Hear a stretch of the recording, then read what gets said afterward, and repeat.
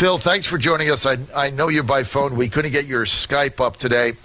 But I just want your reaction to, one, the SCOTUS ruling last week, what you think of that. And then, secondly, now the number of Republicans in Congress who are already caving, saying, well, maybe we can codify 15 weeks or, maybe there's a compromise here when they just got a stunning victory.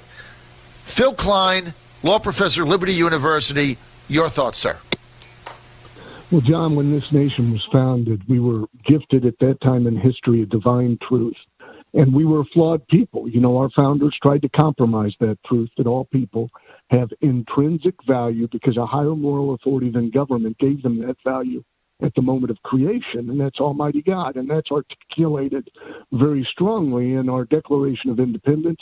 It's reflected in our Constitution and how we set up government to provide for liberty of all persons, and that government would be restrained from harming or interfering with that liberty.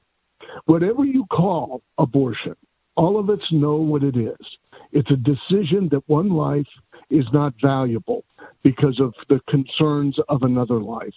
And I have been intimately involved in coming to understand how these laws that allowed abortion played out in this nation.